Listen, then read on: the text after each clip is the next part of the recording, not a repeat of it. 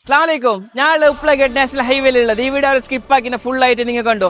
ഒരേ ടൈം ഇവിടെ ഭയങ്കര ആക്സിഡന്റ് ഉണ്ട്, കുറെ ആൾക്കാർ മരിച്ചിട്ടുണ്ട്. അതുപോലെ തന്നെ നാട്ടുകാരെല്ലാം ഇടപെട്ട് ഈ റോഡിലെ കുറച്ച് നല്ല റഫ് ആക്കിയിട്ടുണ്ട്.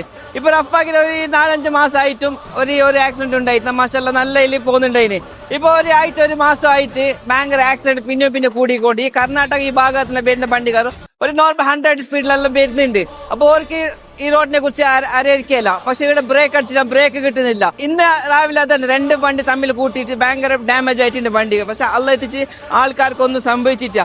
അത് ഞാൻ പറയുന്നുള്ളത്, നിങ്ങളെ ഫാമിലീസ് ഫ്രണ്ട്സ് ആരും ഈ കാറെല്ലാം ഓട്ടുന്നുണ്ടെങ്കിൽ കർണാടക ഈ ഭാഗത്ത് ആരും ഉണ്ടെങ്കിൽ ഈ വീഡിയോ എല്ലാവർക്കും ഷെയർ ആയി കൊടുക്കുക. അവർക്ക് ചിലപ്പോൾ വരുന്ന ആൾക്കാർക്ക് നമ്മളെ ഈ ഉപ്പളഗേറ്റിന് ആക്സിഡന്റിനെ കുറിച്ച് അറിഞ്ഞിട്ടുണ്ടാവില്ല.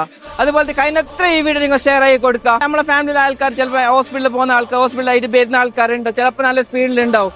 അപ്പോൾ അവരെ കൺട്രോൾ ചെയ്യാൻ വേണ്ടിയിട്ടാണ് ഈ വീഡിയോ നിങ്ങളുടെ മുമ്പിൽ ആയിട്ട് വന്നിട്ടുള്ളത്. അപ്പൊ എല്ലാവരും ഈ വീഡിയോ ഷെയർ ആക്കുക, എല്ലാം സപ്പോർട്ട് ആക്കുക. നമ്മുടെ നാട്ടിലെ MLA AK അഷ്റഫ് സൈഡ്, അതുപോലെ മംഗൾപാടി പഞ്ചായത്തിന്റെ പ്രസിഡന്റായ ഗോഡൻ അബ്ദുൾ റഹ്മാൻ സൈഡ്, അതുപോലെ നാഷണൽ ഹൈവേ അതോറിറ്റിന്റെ അധികാരികളോട് എനിക്ക് പറയാനുള്ളത്, നിങ്ങൾ എല്ലാവരും വേറെ വന്നിട്ട് ഈ റോഡിനെ കുറിച്ച് പരിശോധിക്കുക. എന്തെങ്കിലും ഒരു കംപ്ലൈന്റ് ഉണ്ടെങ്കിൽ ഇതിൽ സൊല്യൂഷൻ നിങ്ങളുടെ ഭാഗത്ത് ഉണ്ടാവുന്ന വിശ്വസിക്കും. ഇതുപോലത്തെ ആക്സിഡന്റ് ഇനി സംഭവിക്കാതിരിക്കാൻ വേണ്ടിയിട്ടാണ് ഈ വീഡിയോ ചെയ്യുന്നുള്ളത്.